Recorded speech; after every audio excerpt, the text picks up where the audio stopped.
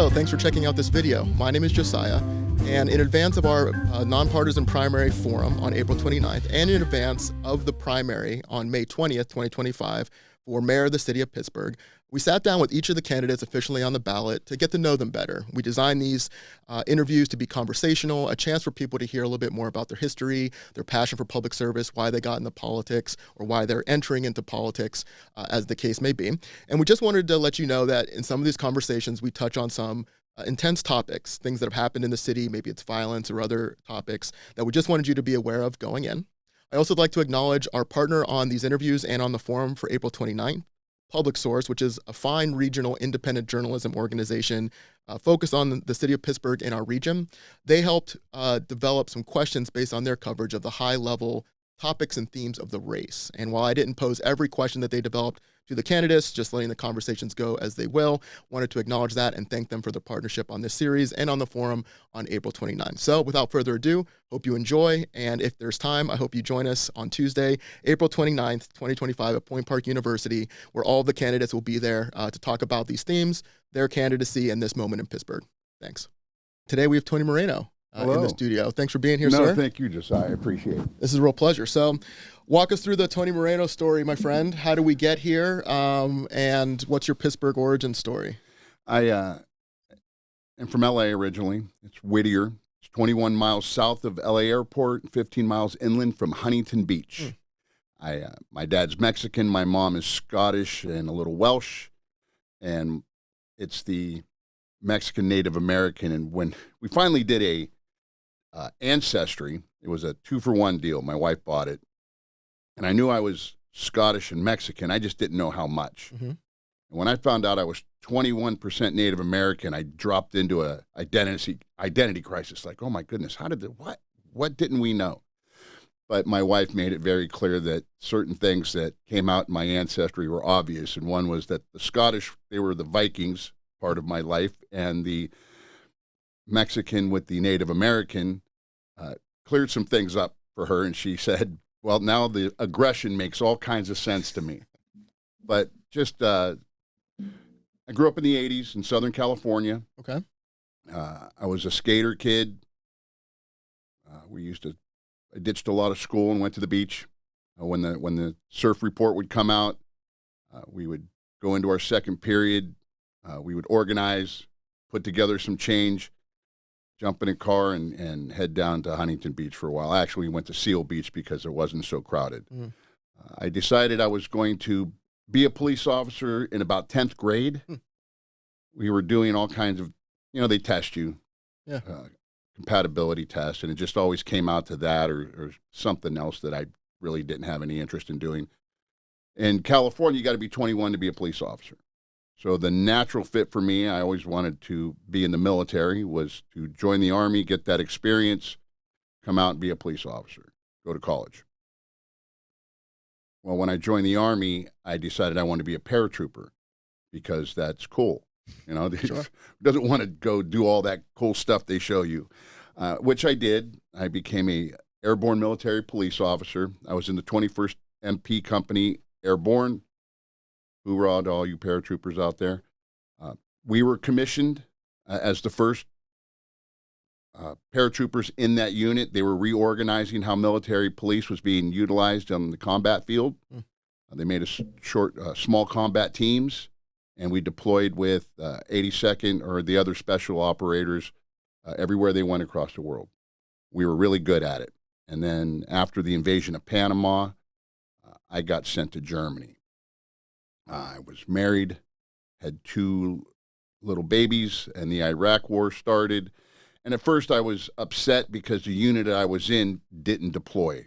And I had just come from the finest military police unit in the world. We had deployed all over the place. We were good at it. I enjoyed it. And now I'm in a place where we weren't good at it. So I decided to get out of the military, and the woman I married was from Youngstown, Ohio. I went to the police academy there, and as soon as I graduated, I got hired by a bunch of other police departments locally in the Mahoning County area, but I had tested in Pittsburgh, and they called. and I wanted to come to the big city. Yeah. You know, it was Pittsburgh. I didn't know anything about it. I'm from LA, Yeah. so I knew about the Steelers and the Pirates because I was a Raiders-Dodgers fan. There you go. Yeah. And man, when they're playing, that's you see the fans and you see the heart of the teams, and you realize I thought I was going to get along very well here. So I moved here, and the first thing I realized was there's no Mexicans here. So I know my appearance is different from my life because nobody paid attention to those things. I knew who my family was, who my friend's family was. We all knew who each other were in our neighborhood, and it didn't play out until I come to Pittsburgh, and there's none. Mm. You know, you have a couple Mexican restaurants. You had Reina's down in the Strip, and that was it. Mm. When was this, Tony? 1994 is when I came to Pittsburgh. Mid-90s, yeah. But, you know, you go about your bit. I'll tell you how I was introduced. When I filled out my application for the police department, I turned it in, and at the top, this is 94, this maybe 93, perhaps, whenever it was, I filled it out, and at the top it said white, black, other. So I checked other, and I wrote Hispanic underneath because it's basically the first time I'd ever not had a box to check. You know, everybody talks about checking the boxes, but that's just part of life. Yeah. Especially coming out of the military. You know, everything is categorized. So I just slid it over, and the woman took it, and she looked at it, and she said, well, you have to fix this. I said, what do you mean I have to fix it? She goes, you check other, and what'd you write here, Hispanic? She goes, just check white. I said, but my last name's Moreno. And she goes, well, yeah. I said, I'm half Mexican. She goes, well, you don't look Mexican. I said, what does Mexican look like? She goes, not you. I just checked the box, yeah. You know, go about my business. And that it was interesting. It didn't really faze me. I'm here to go to work. Yeah. You know what I mean? I want to be a police officer. So I go through it, and everybody wants to do two things when you become a police officer. You either want to be on the SWAT team or you want to be narcotics. Mm. And when I used to teach in the academy, I would just tell everybody, I know this is what you want to do. It's the sexy, cool thing, you know, rah, rah, everybody wants to do it, but you're going to find out not everybody's good at it or whether you want to really do that or not. There's a lot that goes into those things. I would tell them, just go start doing the work. It takes 5 years to become an expert at something, 5 years of continually doing that thing until you're so proficient it's natural. And they've set it up so in 5 years of being a police officer, you can now start getting promoted, getting schooling. And they do that for a reason. It's to really fall into what you're good at in law enforcement, whether it be missing persons, dealing with families, domestic violence, drugs, whatever it is. I just happen to be good on the narcotics end. So I go through my career as a narcotics detective. I was on Cops 3 times. It's comical, but what you see is what you get from me. And I didn't like it anymore. City started to change. The outcomes that I expected as a Pittsburgh police narcotics detective going through the processes, they weren't coming out the way that we were led to believe. What do you mean? Identify who's dealing the drugs, go after them, use all your law enforcement tools to prosecute a case, take this bad drug dealer off the streets, and we're going to see improvements in the neighborhood. And it doesn't work that way.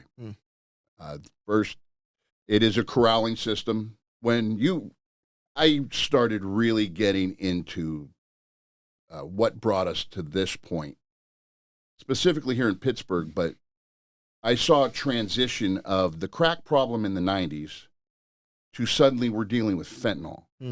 And when I was introduced to, heroin's always been around, but there was a difference in the heroin that came in the late 90s, early 2000s.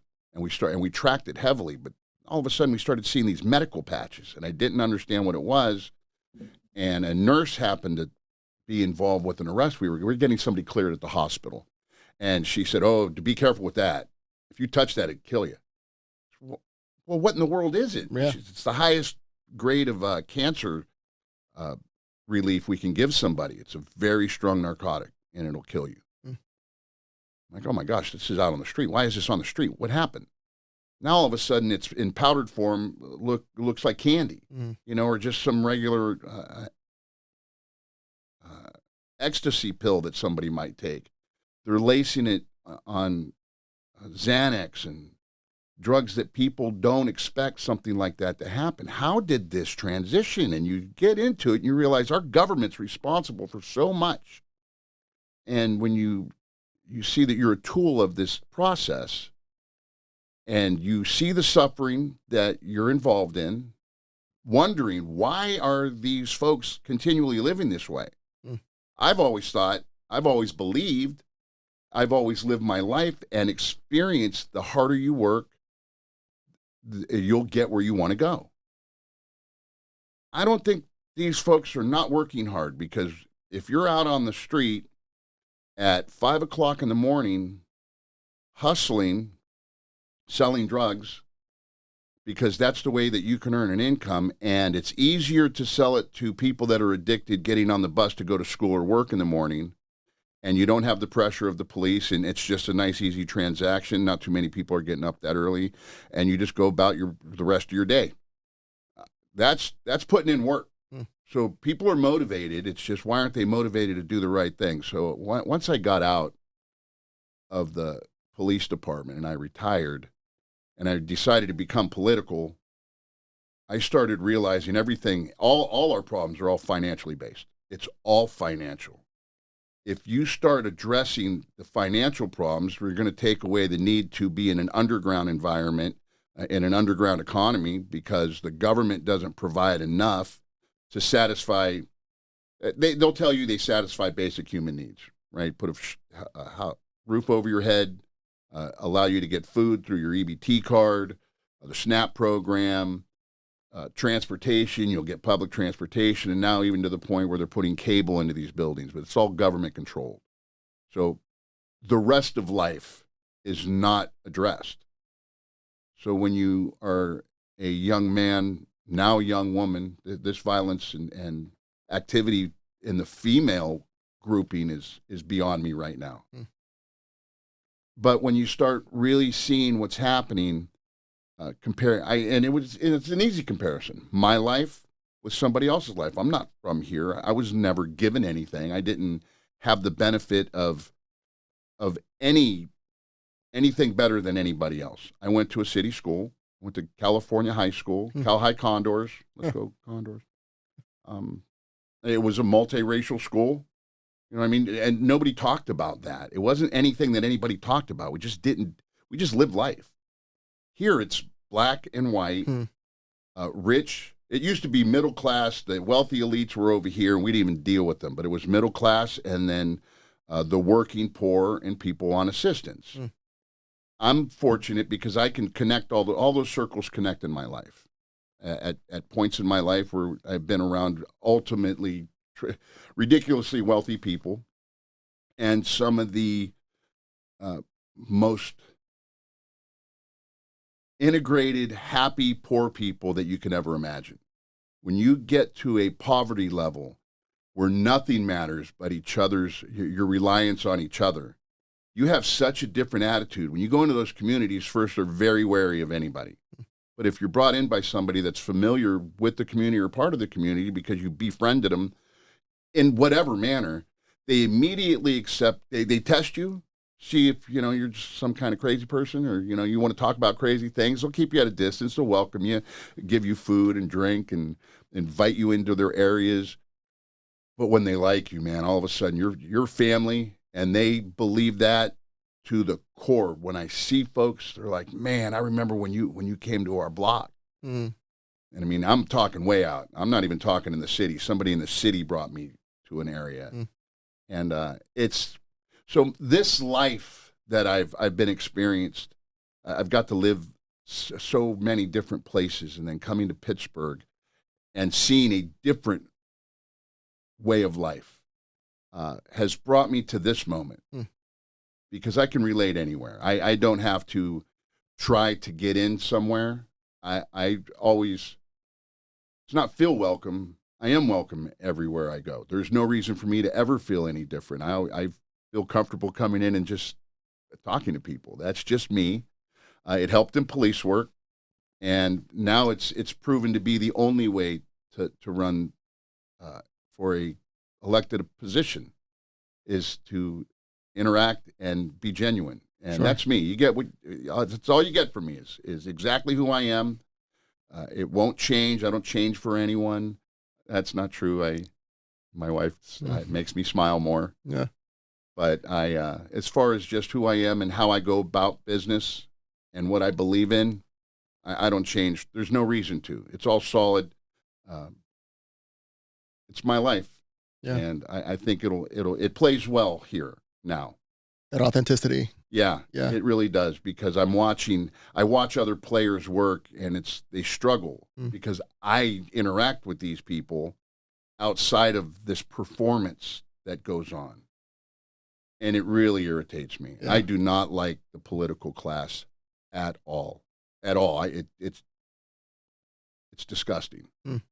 So the first time you and I met, I was actually playing tennis with a former Pump board member, interestingly enough, at Allegheny Commons Park in the north side. Mm-hmm. And you came up and just introduced yourself, said, "Hey, I'm running for mayor."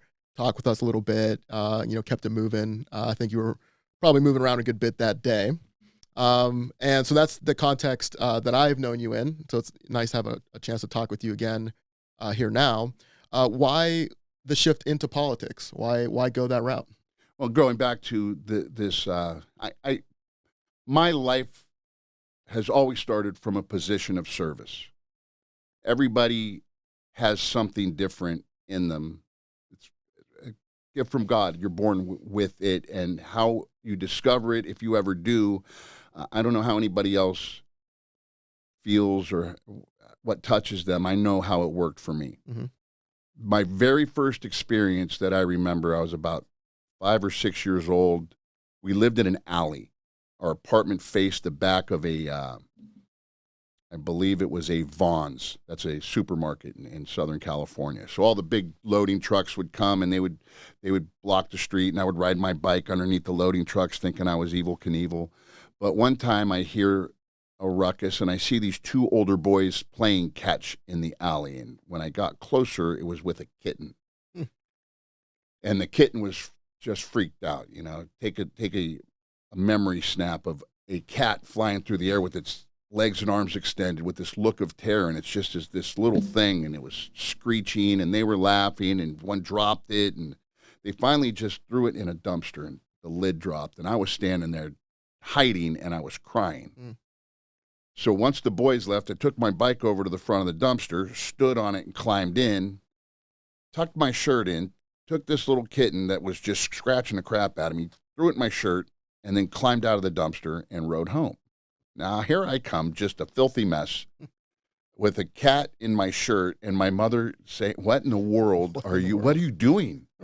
And I pull this cat out, and I'm like, "These boys were dragging their cat. It's bloody nose." She's like, "What are you okay, well, let's take care of it." And I was in catechism at the time, so of course I named the cat Mary. 6 months later, I see a kid, he got a new bike, and he rides the bike down the street, and I watched 3 kids jump him, beat him up, and steal his bike. And I remember running down the street, but I was scared, so I stopped and I just watched. And I remember crying because the kid was looking at me like, "Why aren't you helping me?" And I was frozen. And I learned my lessons quick, and I never ever wanted to feel that way again, ever. I would never watch another person look at me pleading for help and me not be able to help. And I'll never watch I will never watch an animal be abused and me not intervene.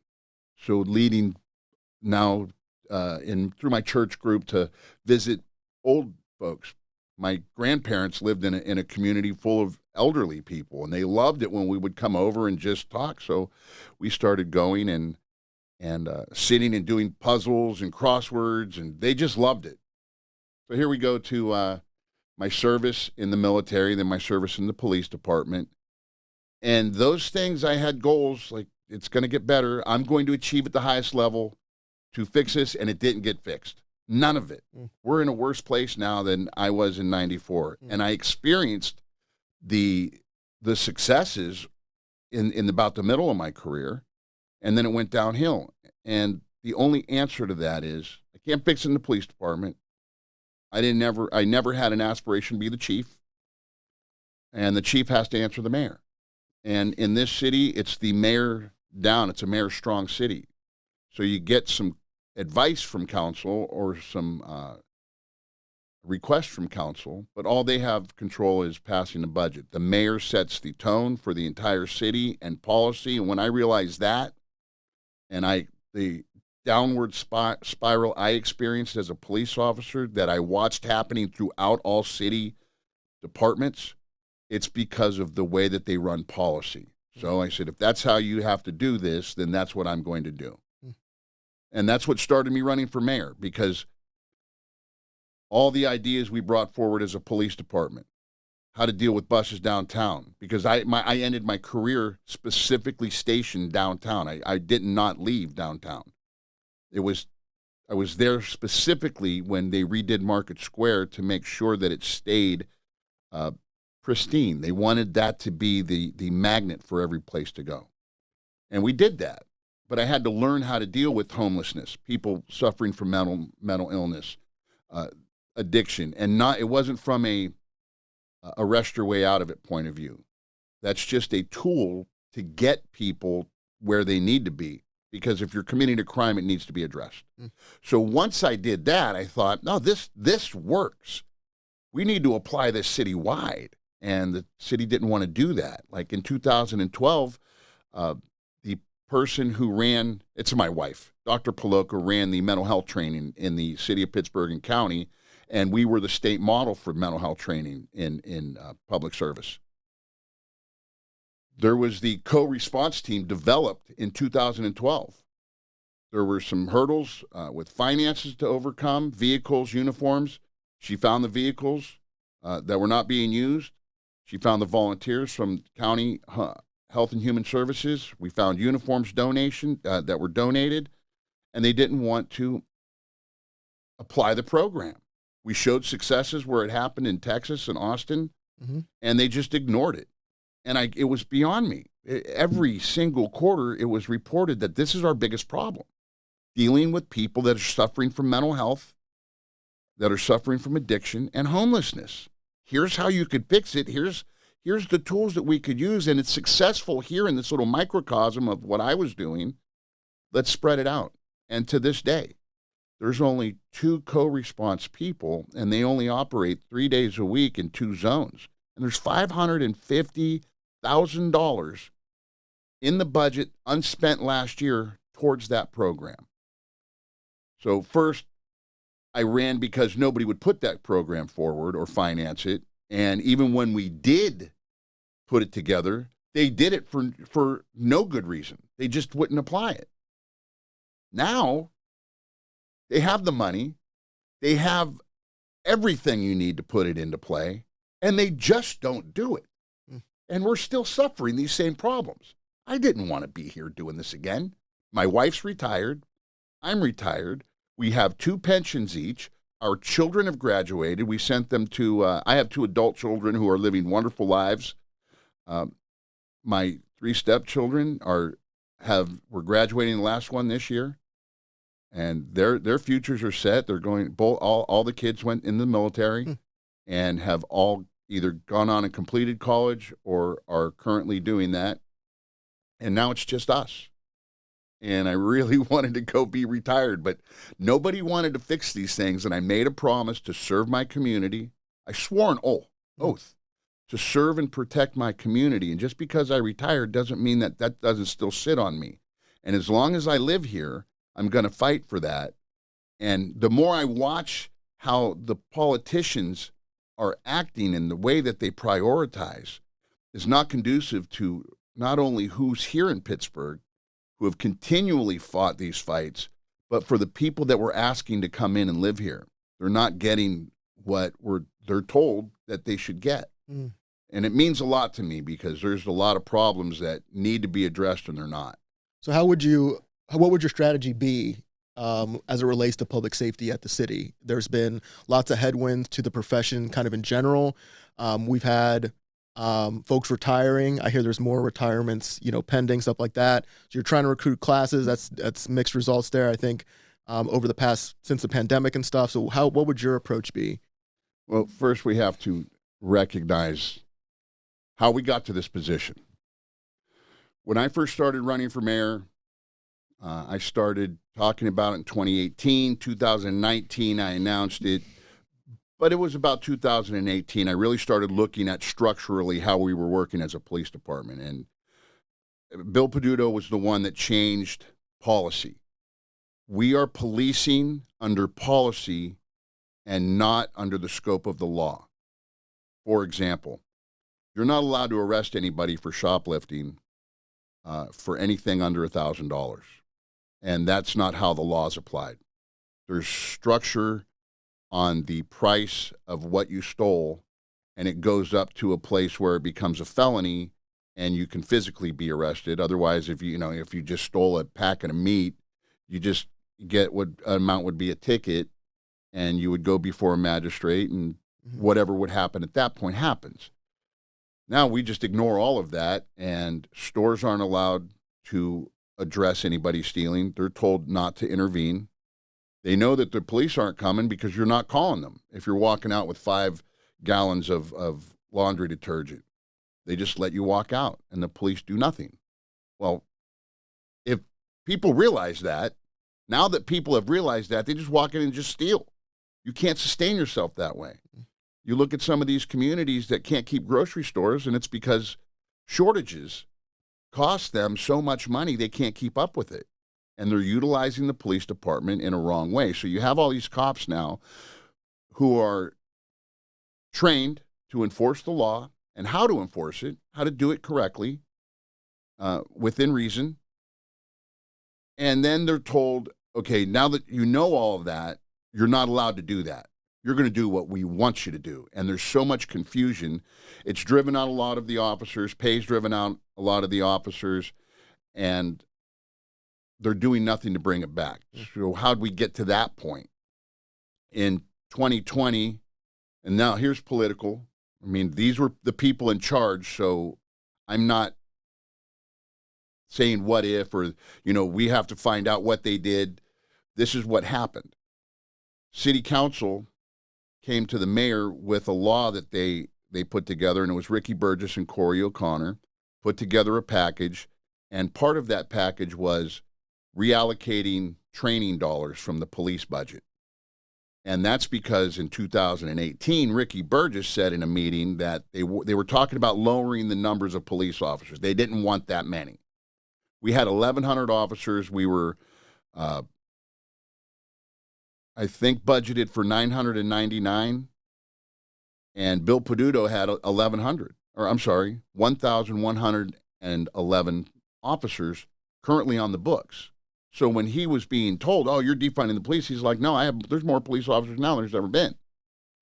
The deception was, how do you use those officers? They're not out answering 911 calls. They were delivering groceries to high-rises in police uniform and police cars. So they put together this package, and they voted on it in 2020. And what that vote did, and this was Corey O'Connor, did this with Ricky Burgess. Ed Gainey had nothing to do with any of this. So when I hear this politician who was responsible for taking money from the police department intended to lower the amount of police officers, because what they said is we can't just fire everybody. Act 111 protects them. So what do? We just don't pay for them to be trained, and they'll leave through new attrition. And we'll get to the number. That number was 600 that they preferred. And we'll get to the number we want, and then we'll just put on more academy classes. And that was the crux of their plan. Then came we don't buy military equipment. In that plan was, that passed bill was facial recognition technology. We're not allowed to use that. So that's why we don't have 25 drones in the air with these officers trained to use them, because that technology is not allowed in public safety right now. And there were several other things that they did, but what they also showed us is how they were structuring it. It was 10% of the police budget from the training.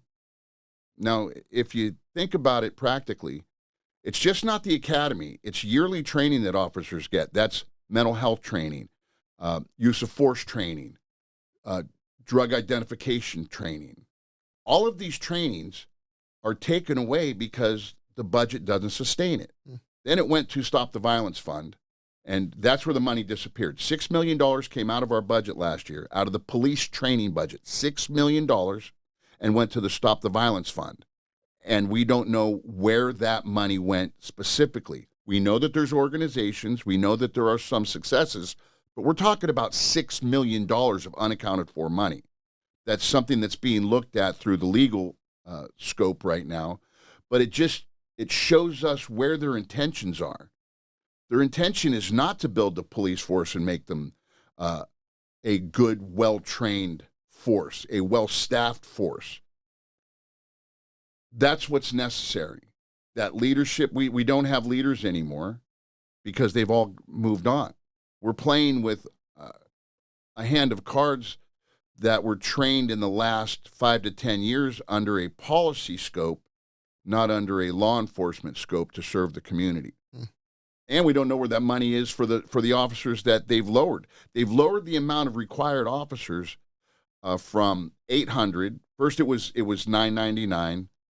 Then it went down to $950. Then it went down to $900. Then it went down to $850. And now we're at, I believe they want $800 or $750. We're operating with $750. They want $850. And they're still $100 short. But that budget amount didn't change. They're still budgeted with a growing budget every year for the next 4 years, according to the police officers that, or the department sustaining 900 officers. So where's that money going? So there's a whole lot at play there. It's a training issue, paying them issue. You know, the finances are in place. The COVID dollar. There was $112 million in workforce stabilization money from COVID. The workforce stabilization was put there so we wouldn't lay anybody off in the frontline workers' scope. Obviously, the police officers, medics, and fire department fall under that, but it's also the environmental workers, you know, the public works people. There were a lot of inspectors there was a lot of people that had to come to work that weren't allowed to work at home. So President Joe Biden at the time said, I don't want to defund the police. I want to fund the police, and I want to give them hazardous duty pay in my ARPA package. So that's what they did. They set aside, this is real. You can go into the budget and read it. It's under the ARPA trust, and if very first line is workforce stabilization, it says $112 million, and $52 million of that has been spent, and it's not accounted for. We don't know where they spent the money, but we do know that the 3 public safety entities did not receive that money, nor did any of the public works people. I haven't talked to anybody else, but I know if they didn't get it, and when I say get it, I mean up to $13 per hour per employee in addition to the regular payroll, and it's supposed to be highlighted in a separate line item so it doesn't get taxed. Up to $25,000 per employee.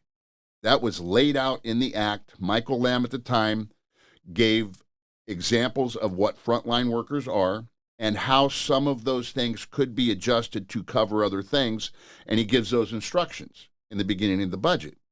Well, nobody's seen that money. It's gone. 52 million spent. The rest is out there, and we're not getting it. Not we. I'm retired. The frontline workers in the city of Pittsburgh didn't receive it, and nobody will answer the question. And that's something that I intend to make sure happens. That was a promise. That was a promise. The money was there. There's no reason why it shouldn't have been given to them.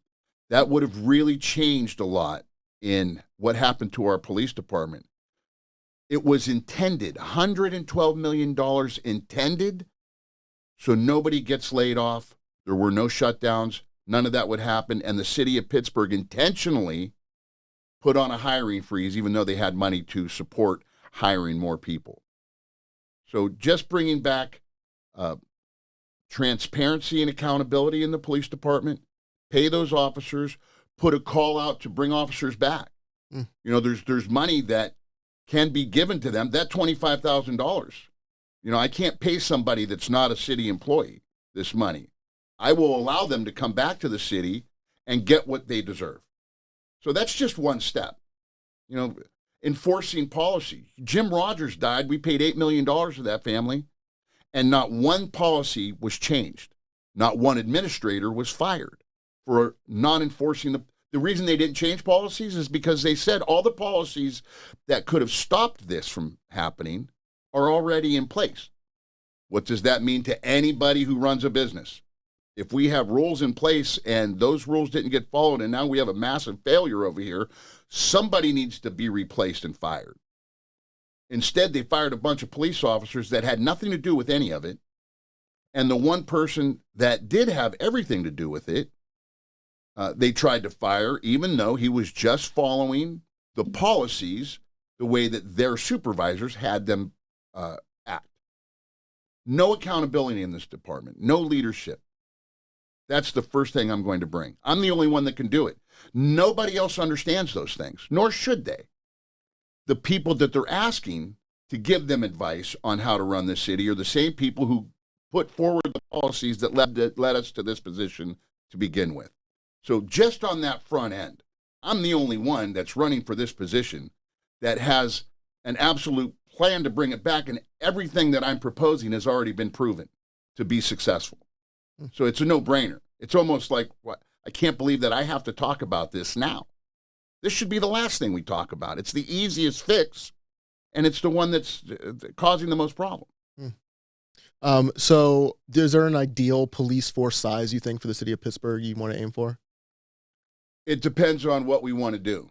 If we just want to get by at bare bones minimum, that's where we were sitting at about 900 officers.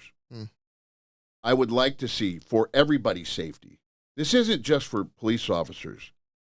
When you have an uneasy police officer, a police officer that feels unsafe, that doesn't feel like they're being supported, that feels like they're not allowed to utilize the tools that we gave them, and I'm not just talking about hard tools, I'm talking about that crisis intervention training where you're recognizing that somebody is talking to me, and I now know that they're not being aggressive, they're having a mental break. What do I do? Do I call the boss? I call the boss, and he's got to call somebody else, and they just say, take him over here to resolve, or take him somewhere. I don't think they even know where to take them anymore. They're not addressing them. It's unsafe. I would like there to be 2 police officers in every patrol car. When we have beat officers, everywhere there's going to be a police officer, there should be 2. It's just a safety issue. It's an accountability issue. It makes people more comfortable. I know that there's a feeling of, and the sentiment of, well, all these police officers showed up. I don't know what's worse. If there's a single police officer approaching a group of people who are involved in a situation where that needs to be mediated, and there's one officer who's not quite prepared to deal with that, an officer who is not sure of himself becomes a target. And having someone else there with you not only gives them the ability to utilize their authority, but it lets people know we can't bully this one person who seems a little shaky. It's good for both sides.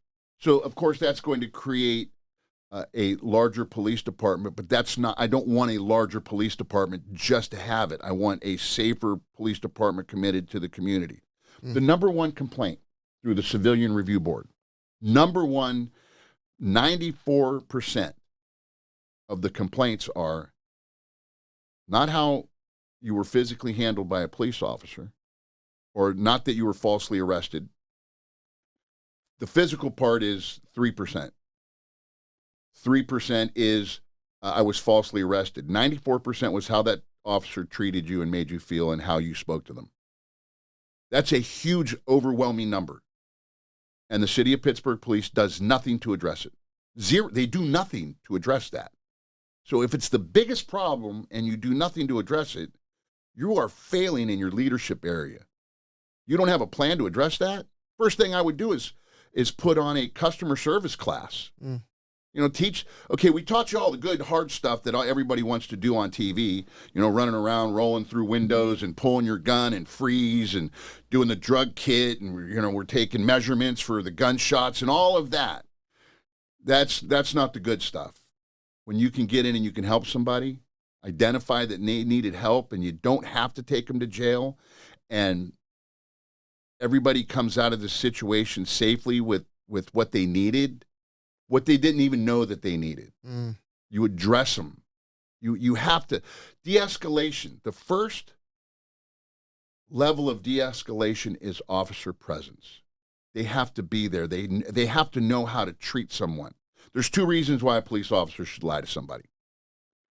First one is if you're holding somebody and they're dying, or you're holding somebody and you know that they're in bad shape and there's a family member, and they're saying, please help them. Can you save them? Yes. Hey, my man, you're going to make it. Hold on. You're going to make it. People love you. You're going to make it. I don't think anybody's going to hell for that. I would encourage that. That's something that is not, it's conducive to, if there is something that can be done, to have them feel like you're doing everything they can, and have this person who is in your arms, because police officers suffer trauma like nobody. Nobody suffers more trauma than the municipal police officer in a big city.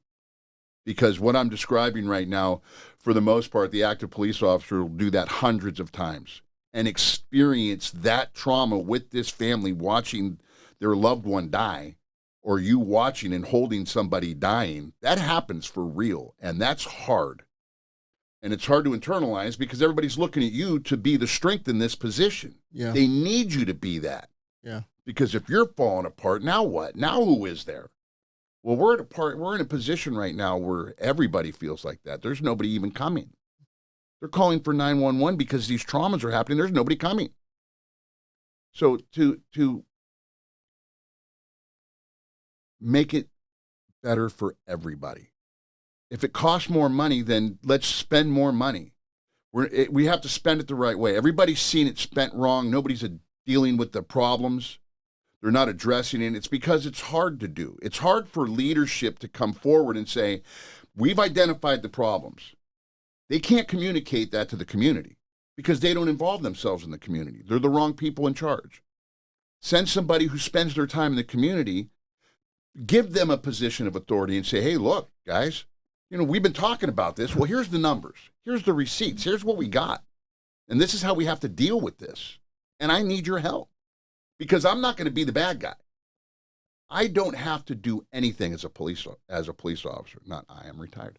Police officers don't really have to do anything. They don't have to arrest anybody. There's not one have to in anything. They can make that decision not to act.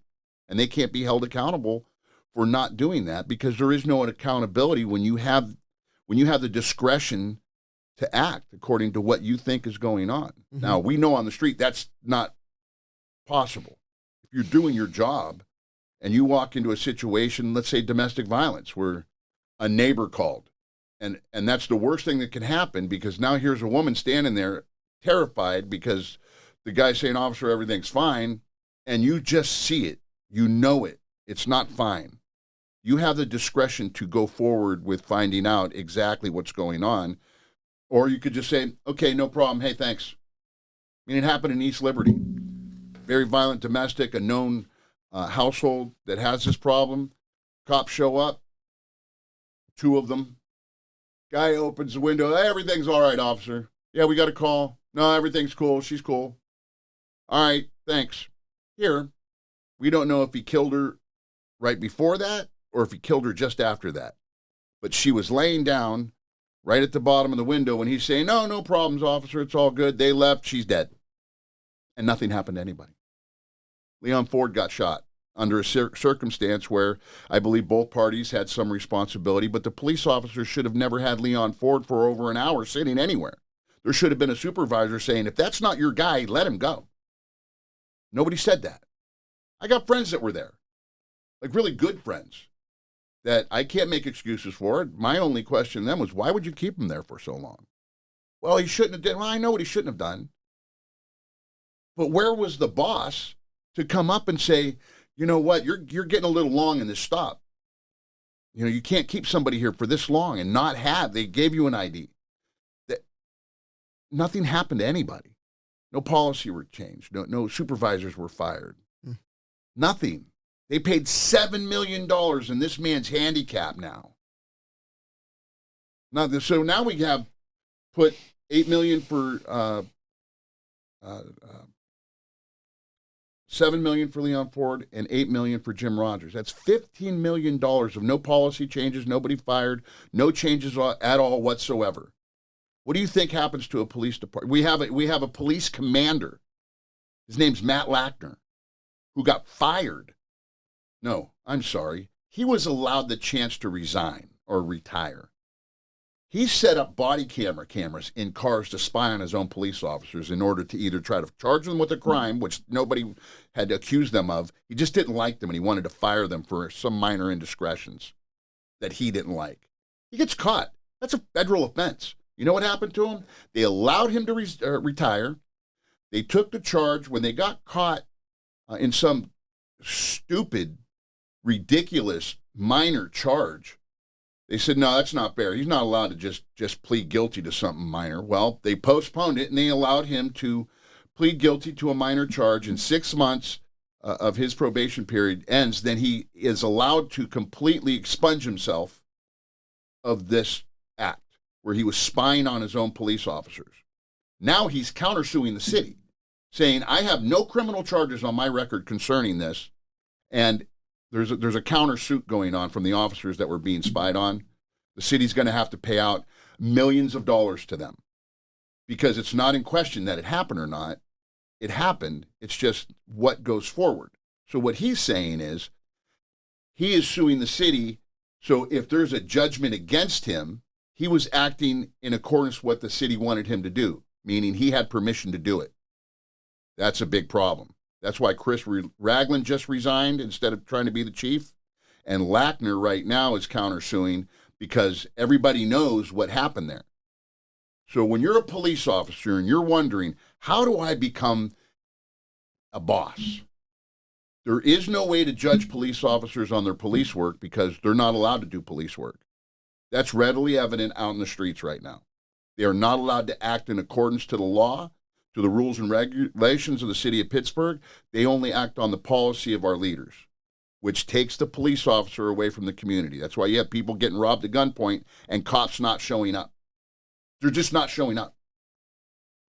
So when a police officer says, okay, if I do good police work, I'll get punished. So what do? When they look up and see how their other leaders got there, they just did whatever the boss told them to, whether it be against policy, against the law, or whatever it is. If I do what they tell me to do, I'll get promoted. And if something does come from it, I'll never get in trouble. Matt Lackner lost nothing in spying on these officers and detectives. Yet it's a huge scandal. The police department's going to have to pay millions of more dollars, meaning the taxpayers, where that money can be applied somewhere else because there's no leadership. And it irritates me. And that's why I'm here. To bring that account. We can't. When was the last time? I'm getting all fired up, man. I noticed. Yeah. You get me talking about this. And when you say why am I here? This is why I'm here. Because they spent $15 million on a body camera system that attaches to your taser, that attaches to your car camera, and if you pull your gun, you know it's valuable. I've always been an advocate for cameras. I used to carry my own camera around to video my interactions. I didn't want anybody lying about me, and I knew if I operated the way that I was supposed to, the respect that everybody says you have to have, all of that garbage, if you just act right, they will come and respect you. They might not do everything that you need them to do, but they're not going to come after you. They're not going to hate you. They'll talk to you. They'll respect you. I always wanted to make sure that was the most important. So now you have this all these cameras everywhere. All over the city, there's cameras. We never see a police interaction from the body camera point of view. Why is that? That's because the city has created this layer of bureaucracy that says, oh, Steven Zappala, the DA, has control over our body cameras. Well, the Jim Rogers incident showed us that that's ridiculous. Zappala had released that camera. The city said, no, you're going to have to bring a lawsuit because this is a deal. And we found out, no, this was a self-made deal. The city doesn't want to have responsibility and accountability to whatever comes out on that camera. So they just shove it off to the DA's office, and they say under Korea, which is it's case law, meaning we can't expose that camera footage because there's an ongoing investigation, whether it be internally against the officers or externally in courts. Mm-hmm. Well, once those two things are relieved, that camera can become public. The city just doesn't do it. They were forced to do it because we exposed them under Jim Rogers. And boy, when you see that, it is a blatant just disregard for policy in the city of Pittsburgh, from the supervisors all the way down to what the officers should have done being trained. My point is, the city keeps that from the public. They don't allow that to come out.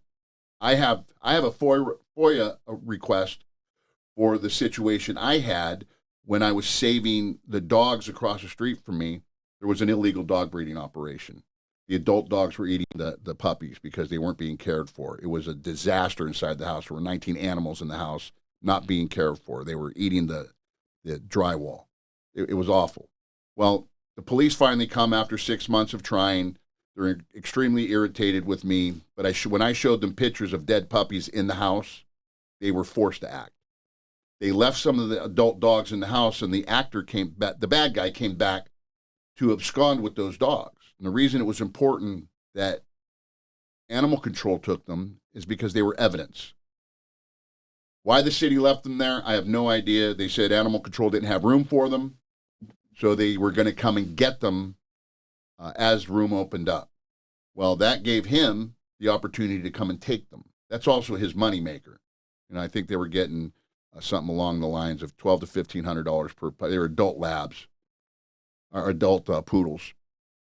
But I confronted him. I said, you're not supposed to take those dogs. Animal control is supposed to take those. Tells me to go after myself. I was like, okay, I'm calling the police right now. I call the police. They're sending someone up. As soon as the police show up, I go tell them who I am. This is what's going on. Search warrant at this house. He's taking the dogs. One of them's in the car. They go and talk to him. They come back, take my information. The next morning, I have an arrest, a summons arrest for threatening him with a gun, with a shotgun. The 911 call came out as a neighbor dispute. So I requested the body camera footage that should be involved with a gun call, which I knew it wasn't. I know what I said. I know what I did. When I went to OMI, I went through the process the way you're supposed to. I've been on the other end of that thousands of times. I know it's supposed to go on. So I make my complaint. I requested the body camera footage, none of which they had. But when they said that they were clearing my complaint as nothing happened, the officers didn't do anything wrong, they also said they reviewed body camera footage. So I put in my FOIA, my information request. Yeah, that's what FOIA, Freedom of Information Act. I'm sorry, I shouldn't use acronyms. Not everybody knows. We all do the alphabet soup thing, yeah. FOIA and OMI, Office of Municipal Investigations. Yes. So you're going through like the official process at the city. Yes. To get, to include the Civilian Review Board. The Office of Municipal Investigations, they don't even interview me. I make my complaint, I turn in my information, I tell them I have an independent witness, I have to ask for their permission to put their phone number in. They said, okay, we'll get that from you when we come back for your interview. By federal law, they're supposed to interview every complainant. And I got a letter 3 months later saying that they closed the case as unfounded upon reviewing body camera footage and speaking to the magistrate judge who they said believed that he dismissed it because there was no evidence. And they're like, well, no, he didn't dismiss it because it didn't happen. He just said there was no evidence. I'm like, well, of course there was no evidence. That's why I'm saying that they falsely arrested me. but it'll prove itself on your body camera footage. Because if what they wrote on that affidavit that they swore in front of a judge to doesn't match exactly what I say because they quoted me in that affidavit, and they said they got it from body camera footage, then every single person that reviewed that piece of paper and signed off on that arrest, that followed through on it, and then lied about what they viewed and what they didn't view, has to be fired under the city's new rules of termination if you get caught under certain circumstances, and lying is one of those. So they know right now if they release, if they even have it, I don't believe they have it. So they're going to have to admit they have it and release it. And if they did that, it's going to show that everything that they wrote in there is not true. And they would have to fire everybody. So, of course, they just say, we're not, they just ignore it like it didn't happen. And it's insane to me. And it translates into the community this way. Okay, yeah, I might be disgruntled because I got falsely arrested. There are thousands of people who have experienced that. So I know not a lot of people are going to be sympathetic with me. And I don't blame them. I didn't have to clear my name. My name has always been good. What I want to do now is expose what they're doing to everybody else out there. If this is me getting treated this way, being exposed to all of the falsehoods and the failures in accountability that are set in place, the Civilian Review Board were forced to close my case because they were not given access to that body camera. Now, the Civilian Review Board was created by the city government to bring public accountability outside of the courtroom. We only get so much information inside of a courtroom. Sometimes we won't even hear it because of deals that are made. So there's supposed to be public accountability. Now, there's going to be a lot of cops that are going to disagree with me right now, and they're going to be mad, but I don't care. I could care less what you think. The Civilian Review Board is to bring accountability to the policies and the way that those policies are brought forth into the community and how they're brought forth. They're not trying to put police officers in jail. That is not their job. And believe me, I was their very first case.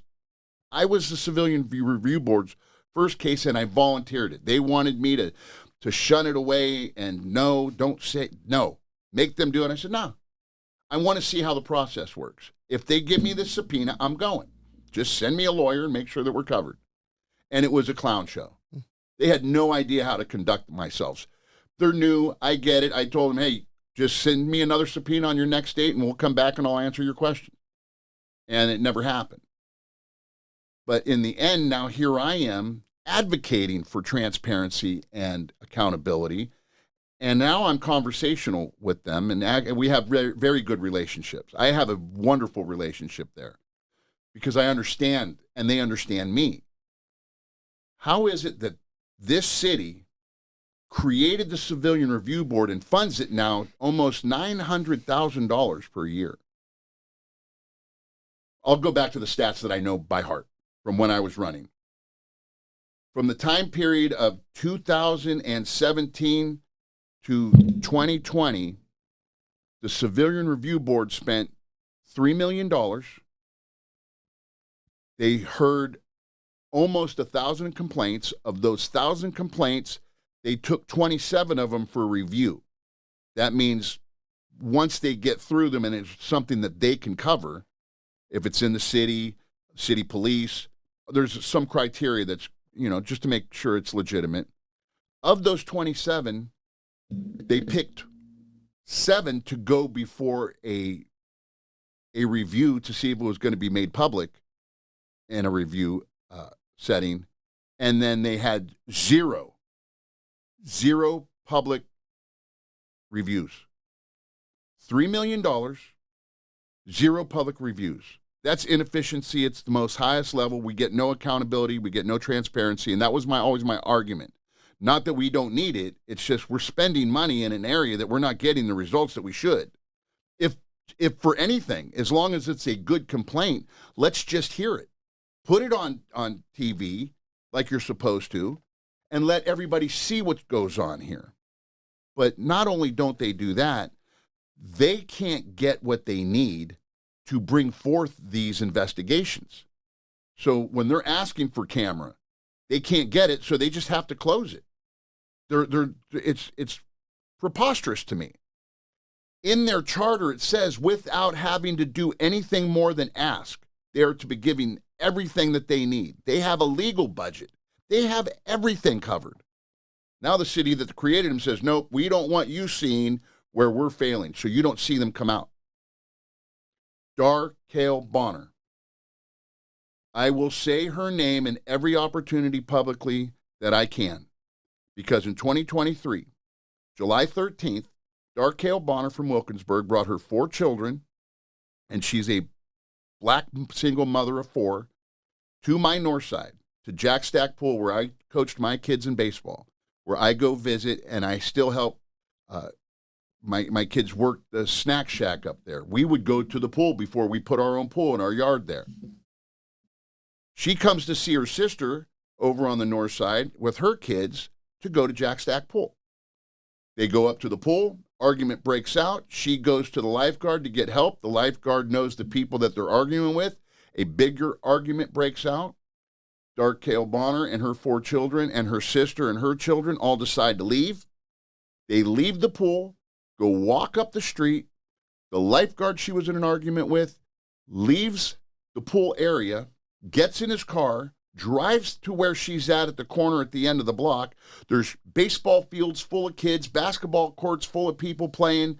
There's cars parked in the parking lot. It's a very busy, sunny, warm July 13th day. And that lifeguard, that man, pulled a gun out from his car window and shot her in the face in front of her 14-year-old daughter standing right next to her, and the rest of her 3 children, shot her sister in the neck, and then emptied his gun trying to shoot everybody else. And then the daughter, trying to get him to stop, stands in front of her car with her mother's brain matter all over her, screaming, "Why'd you kill my mom?" He tried to run her over, goes to the end of the street, pulls over, and then gives himself up to the police, where he gives a confession on body camera. I did it, but I blacked out. I don't know what happened. That was on a Thursday. Fast forward to Tuesday, the pool was closed. The mayor comes out. This is Mayor Ed Gainey. The mayor comes out with his podium and all the employees and said, okay, we're going to open up this pool. We're going to have security, and we're going to go forward like I promised, and we're going to provide for a safe, happy experience in the city of Pittsburgh and our pools, and we're going to celebrate everything. The official police version was it was self-defense. So go on to my, can I give my Facebook and website? Yeah, sure. My Facebook page is Pittsburgh's Tony Moreno, Moreno. I do a video in there this summer, and I walk the exact distance of where this happened, but I show the pool, and this is important to me. There are 8 cameras that covered the inside and outside of that pool. 8 cameras. The city promised when they were opening the pools, if you remember back in that time period, that we were struggling with lifeguards and security. And the mayor promised to have lifeguards at 4 pools across the city. He opened specifically 4. And there was going to be a police officer there all the time to address the violence that were happening at the pools. Well, that didn't happen that day because a lifeguard pulled a gun and shot her in the face. And they said it was self-defense. Under any circumstance, chasing somebody out of the area where they left the confrontation. They removed themselves. Was it the city's policy? How did this happen? And you have the audacity to tell us this was self-defense with nothing further? Those children are so despondent. The oldest one is completely nonverbal now. They're suffering and nobody's helping them. Nobody goes to them and treats them like the victims that they are. No matter what you do about how you say this came out, there are these children who have no mother. They have no father. Their father's gone. I don't even know what happened to their father. I just know that she was a single mother, but they watched their mother get murdered by a city employee. That family has now had to relocate down south. We did nothing for them. We said it was self-defense. That comes straight from the top. If it was self-defense, show us. Just show us. This case is over. Nobody's being punished for anything that happened there. So there's no investigation. You close the criminal investigation as self-defense. So show us these videos. They won't. Why? Somebody has to ask that question. I've asked it to city council. They just stare at me. I brought it up in forums just like this. Nobody answers that question. Ask if, well, that's how I'll leave that. I promise everybody right now that you will have the ability to receive that transparency and experience the accountability that follows it. I'm going to tell you that 90% of the time, you're going to see your police officers operating the way that they should. And if anything, that attitude will come out and you're not going to like it, but we can address those things. But we have to see it. We have to see what is going on. We paid a lot of money for that. We went through a lot of hardship and fight to get that in place. And to just blatantly say we're not going to do it, it's disrespectful to not only the officers, but the community and Darkale Bonner's family. So yeah, I'm picking up on the themes that you would bring to the job and to public safety in particular: transparency, accountability, a cultural reset in terms of the profession of law enforcement. And you mentioned earlier too, and you mentioned your wife's involvement with these augmenting models, these co-response models, these ways to bring additional capacity and resources into the job of law enforcement, where you have, whether it's mental health interventions, other kinds of expertise there. And you also noted, ideally and critically, relationships in community that allow you to respond in ways that keep everybody safe, was what you would bring to the job. And that's why you're running. Well, that's the public safety side. The public safety side of things. Yeah, absolutely. I've had to live under this, and I realize this is just such the wrong premise, and nobody has the cojones to stand up and challenge this aspect of, you can't arrest your way out of this. The jails are overcrowded. They don't have enough facilities. We don't have the finances, and the courts are backlogged. The police officer is hired to enforce the law.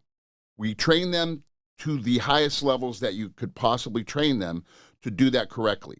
We train them to use force appropriately. We have policies and legal renderings that show how we can use force, do it legally and safely.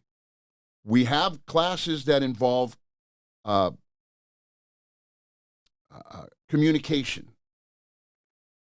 We don't apply any of them. There's nobody out there right now saying, okay, we need to be able to deal with our communities and enforce the law. So when you hear somebody say, the jails are overcrowded, the Pittsburgh police have got to stop arresting people. That is not the Pittsburgh police's problem that the jails are overcrowded. That's a county problem. The county needs to come in and decide what to do with that. You can't tell the police officer to stop enforcing the law. That's not our problem. So if we're arresting too many people, it's not because we're making up things. It's because crimes are happening.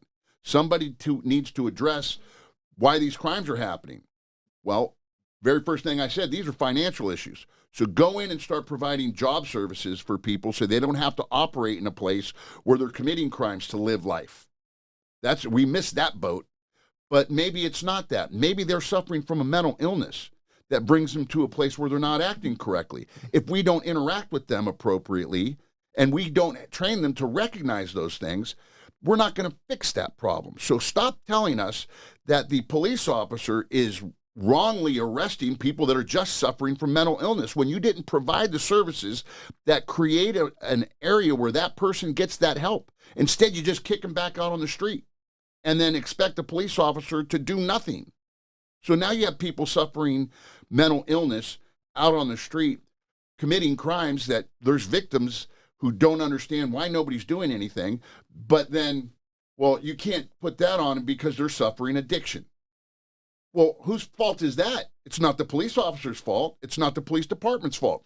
It's not the police department's fault that the administrators from the city level in the mayor's office has said, we're going to put forth policies that say you're not allowed to enforce the law. We want you to do something completely different. And right now that's nothing, because the follow-ups to what they want are these street teams that nobody could seem to find. And the street teams come and they ask people, well, do you want help? And if they say no, they walk away. And when I witnessed it, because I have, that's why I can sit here and say, I know what they do and it fails. It's because I went there and I watched them. I stood there when they came up to somebody who was overdosing on steps right underneath a sign that says no loitering. And I'm looking, and here comes this person talking to him, knows them by their first name. The person's obviously in distress, can't answer coherently, falling out, being held up by the girlfriend. And he says, do you want help? And I hear, I'm like, hey, my man, he's obviously overdosing. You got to do something with him.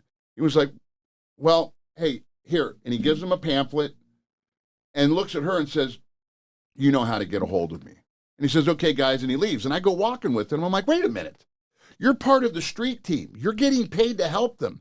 Why are you walking away from them when you obviously see they need help?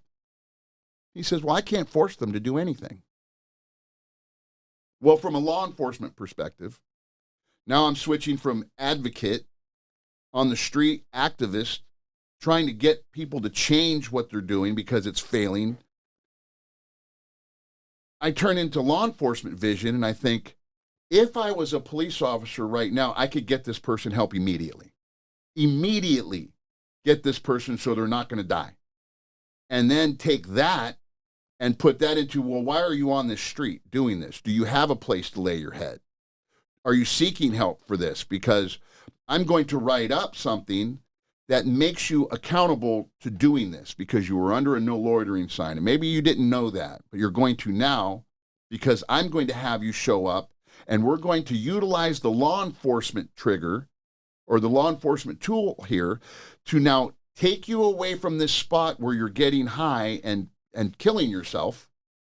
And now there's somebody out here predatorily looking for somebody and protecting this area, selling you these drugs that are going to kill you. Now get you in a position to where you're going to get help. If you're homeless, we're going to put you on a list. If you have mental health problems, we're going to get you into mental health court. If you're a veteran, we're going to get you into veterans court also. If you are addicted, we're going to get you into a rehab-based function. And if I can get you into those places, I don't need to follow through with any of this legalese that I, as the police officer, brought you into. Just make that go away at the magistrate's level. I don't want to bring you up to court. I want you to get help. So the next time I see you, you're in clean clothes and you're shaved and you have a haircut and you look like you are better. And I can talk to you and you can coherently say, yeah, I'm back at home with my kids. You know, yeah, I'm on my medication and I'm waiting for housing right now. And they have me in a temporary place that I don't like so much, but they're getting the help they need.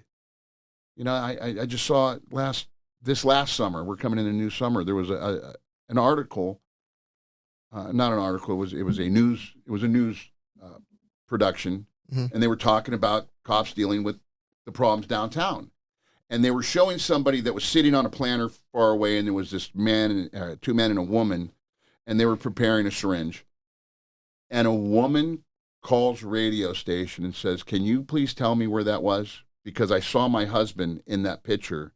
My kids saw him in that picture. We haven't seen him for 6 months. We don't know where he's at. We didn't even know he was alive." That's because police aren't interacting. There was a woman who was pregnant that died in a tent because she overdosed and then froze to death. And nobody had seen her for 3 days. That's because policies have kept the police officer, the law enforcement officer, the only one that is there to help people that can't ask for help for themselves. They've removed them from the aspect of integrating with people to find out who they are and what they need, because you can't arrest your way out of it. They are allowing people to die in planters, in gardens in the city of Pittsburgh, on trails in the city of Pittsburgh, under our bridges in the city of Pittsburgh, while our police officers pull up in their cars, look at them, or walk over them while they're walking beats and just leave them there. I witnessed it, but I used to do the job also, and I know that we are acting in a way that's not conducive to helping the residents of our city. We're ignoring them, and it's inhumane. So wrapping up here, you've been very generous with your time. Two final questions. One, is what do you think the biggest opportunities the city has kind of before us, coming out of the pandemic, all this stuff going on? And then one last question about how you might encourage young people to consider public service and how to get involved in like their local community. So let's start with the opportunities. I'll start with that first. Okay, sure. Because the opportunity, see, I don't have to talk about public safety. Honestly, it is the easiest fix because I know it, but nobody else knows it. So it's having to explain what we're seeing, why and how to fix it. Now that I got that out, I get to talk about the good stuff. But for the youth, and I know this goes against the narrative, but I experienced this, and the more people that I know that act this way are the better people in this world. Do not come into politics right out the door and try to be a politician, because it's ineffective in the long run. You need to be able to have failures and have successes so you can overcome them, learn from them, and build on them. You overcome your failures, you learn and you build upon them, and then you take your successes and you do the same thing. You learn and you build. Figure out what you want to be good at. Figure out what you are good at and pursue those things. The things that you are good at, it's going to be natural, but the things that you want to be good at are going to, sometimes they fall into those same realms, those same lanes, which is an advantage, but don't take the easy route either. Find something and become an expert at it. It doesn't matter what it is. Be really good at something. Be successful at something. And in order to be successful at something, you're going to have to fail, because nobody comes out and never fails ever. That's that part of life that you learn. And once you do those things, you will have brought yourself to a place where you have to interact with people. And in order to be successful, no matter if you're an introvert or if you have a speech impediment or if you're anything, it doesn't matter what it is, you will have to have interacted with people and made them believe in you, because that's the only way you're going to be successful, is if you come out and you present yourself and you use those interactions to be good at it. When you become in the political realm, you're there simply to serve people. And you have to know how to interact with people, and you have to know what you're good at, and you have to know what you failed at and how you overcame those things. Once you get to that place in life, then you could come in, once you've figured out how to address your own problems. We can't always fix everything. You know what I mean? We have to manage things. But once you can address yourself and take care of yourself, only then can you come out and take care of anybody else. It's like the airplane example. Yeah. You lose oxygen, and they tell you these things are going to fall. Put yours on first, then help your neighbor, because if you're helping your neighbor and you pass out, both of you are gone. You know, you have to make sure you're square with yourself first. So politically, be good at something. Be successful at something, then transition to the political world and make sure you know exactly what you're talking about, because believe me, communities will fish you out and they will expose you if you're not ready. So become involved. That's where your volunteering come in, and then take what you're good at and apply that into the leadership of the political role you want to play, and you will be successful in that, and people will thank you for it, because they will know. They feel you.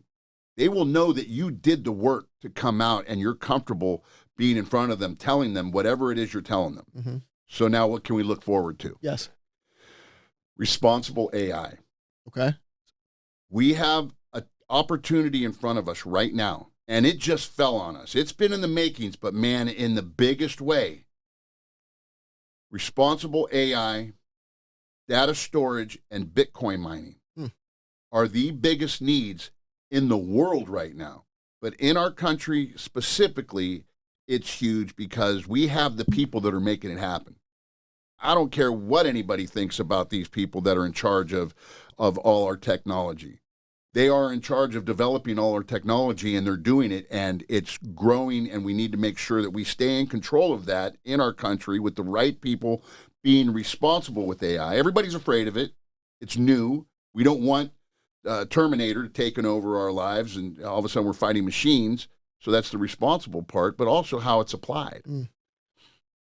Pittsburgh is very specifically designed right now to be the leaders in the world of this thing. And it's because of, in order to run these things, you need power, you need water, and you need land, and you need the people. Pittsburgh has all of that. We're situated on our rivers. We have a lot of empty warehouses from the steel era. We have people that need jobs, and we have the ability to not go find the technology to bring here. It's already here. They don't have to go find anything else. I did a video. It's on my site. Right down next to the 62nd Street Bridge, there was a warehouse down there. Runs right next to the train tracks, right next to the river. And there's a gas and oil storage place sitting right there. And it's the perfect storm. What nobody really realizes in this political ring is that we are set with the foundation of the ability to spread that technology because of our fiber optics lines. Starting in the 80s, they started laying the fiber optic lines underground, and they ran across the rail systems in the city of Pittsburgh. When they come out on a bridge, this is the only time they come out of ground, and they go up over the bridges and they reconnect. Why this is so particular is that provides the speed for the transmission of the data. The power comes from, and anybody that wants to jump on me about the environment, I'm not trying to hear it in this moment, because it's natural gas and it's the cleanest burning that we can find. The natural gas industry provides us clean gas and power to create the cooling stations that these data mining, data storage need. The water needs to come through because that's the cooling process also. We can utilize our water filtration systems to help clean the water. While we're doing that, we can process water that we're using and put it back in the rivers clean. So we're getting two hits out of the same thing. But it's the separation of the storage junction points. They need to be no more than 6 miles apart, because that's where the breakdown in the speed and the ability to carry the data at large scale.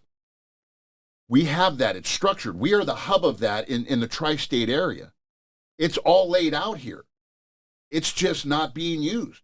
All we have to do is find the property, build the building. We have the technology. We have the best facilities in the world coming at it from all angles. We could just now say, hey, you don't have to go somewhere else to do this. We have it right here. Somebody needs to maintain those buildings, needs to maintain those machines. Houses are going to need to be built for all the people that are going to come here to work there, to be a part of those things. It's a renaissance like the steel industry in the middle of the 1800s. Once that look at what it brought. All over the world, it brought everybody here. The term, we're all immigrants. Well, all those immigrants came here because they could work. We have that now. Clean burning energy in data facilities that are structured specifically to succeed here in Pittsburgh, that we can bring thousands of jobs to, that are going to pay a lot of money. The college institutions are right here. We can feed the technologies right down in there, and everything grows after that. So that is the biggest, brightest moment for me. I can see it.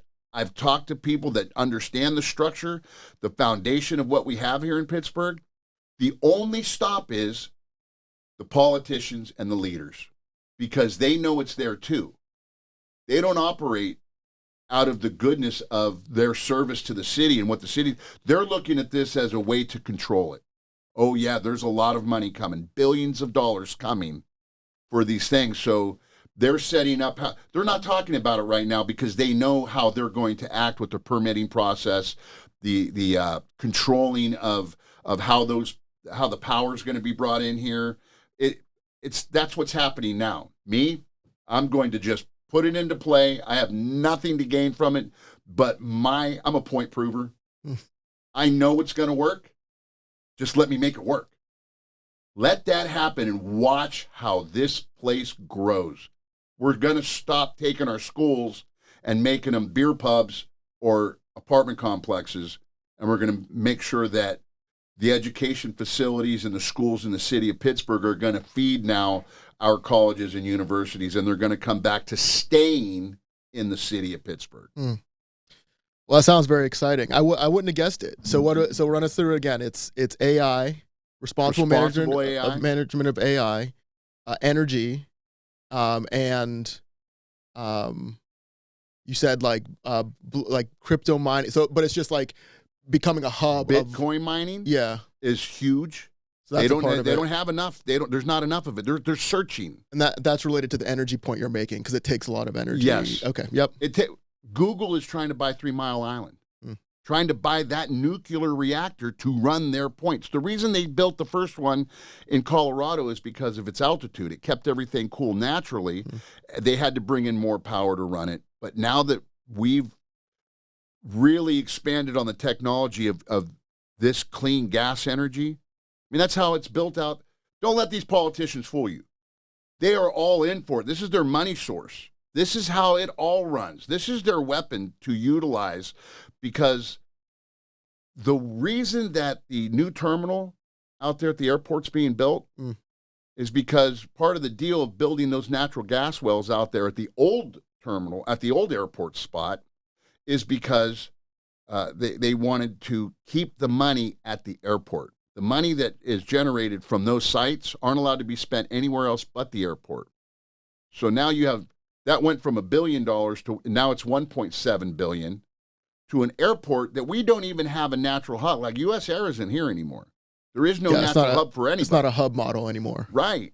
But we're building this new terminal. Yeah. Well, it's because they have the money. Yeah. And what did that equal? That means every union takes a piece of that pie, of that $1.7 billion. Every organization, from the cops that are working the overtime to the person standing out on the street with the flag, just telling you, you got to stop, can't come and park right now. Okay, now the next 5 cars can go. All the way to that person. They're all making money off of this. $1.7 billion completely funded by these gas wells there. So I don't want to hear about your environmental mumbo jumbo, specifically aimed at this thing. This natural gas, it's clean. Don't tell me it's not. It's manageable, because it is. We do it. We're better at it than anybody else in the world. We need to utilize that to bring Pittsburgh back to prominence. It's right there. It's there. Somebody's going to do it. They just did one here in Middle PA. I think they put $10 billion to it. $10 billion to that. That could come big in the city of Pittsburgh. That changes everything. And all that needs to be done is let it freely happen. Keep it safe. I don't want them coming in here and taking advantage of us. It's got to stay clean. I'm an outdoorsman. I love being outdoors. I'm a hunter. I'm a fisherman. We camp. We do it all. We enjoy our outdoors. And the last thing I want to see is polluted waters. I come from LA in the early 70s. It was a smog heavy. There were days, we didn't have cold days. We had smog days where we couldn't go to school. But environmentalism works when you do it the right way. They cleaned up LA. You know why they cleaned up LA? Not because there was kids out there coughing, because the Olympics were coming in 1984. And the Olympic Committee said, if you have these smog ratings, you're not going to get it. So if you bring them down, you can have it. Magically, money brings it down, air gets clean, everybody's happy. So let's just skip the part where we need to get paid to do it. Let's just do it for the right reasons, and that's building everything out and making sure we stay clean. Mm-hmm. Well, Tony, thank you so very much for your time. No, I appreciate it. This has been a longer conversation than we anticipated. We were talking about it, going into it, maybe like an hour. I told you, give me a sign when you're ready for me to be quiet. This is great. So we'll see you on the 29th. We've got the flyer up here. Absolutely. Point Park University, all the candidates. Come meet Tony Moreno, shake his hand. And we're encouraging everybody to make sure that they're registered and that they participate. The primary for Mayor of the City of Pittsburgh is on May 20th. May 20th. There will be some time between our forum and the voter registration deadline, which will make sure that we elevate for folks. We want people to make sure that they are, up to date and that they participate in our democracy and, be a neighbor inside the city, being a part of things, right? Get out and vote early. I never understood this premise. If you allow me to vote early, I'm voting early. I've been in situations. I had my father got sick, and I had to fly back to California, and I wasn't able to vote. It was an off presidential. It wasn't a big thing, but I'm proud of my voting record. Yeah, and I vote, and I wasn't able to. Now you can early vote. Get out there and early vote. You know, and become a part of the process. It feels good. Yes, you know what I mean. It really does. And so I appreciate it. I want everybody to know you can go to my website. It's realsteelmayor.com. My email address is realsteelmayor@gmail.com. My X is Tony Moreno, @Tony Moreno. And my Facebook is Pittsburgh's Tony Moreno, or if you just type in my name, Tony Moreno, it pops up. Check it out. I have videos on there. Please donate. Every $5 buys 2 signs. So I don't need $1 million to run for mayor. Nobody needs $1 million to run for mayor. Those are just payoffs. I did the numbers. I ran for mayor before. Yeah. I hit every measure, and I raised $168,000 on my own with no big donors. It's hard, but it can be done. For $250,000 covers everything that you could possibly do for media and advertising in a political campaign. Throw some parties, have some functions, everything. Why somebody needs more than that, you'll have to ask them. Tony, thank you, sir. Hey, I appreciate it, brother. Godspeed, everybody. Thank you, Pittsburgh.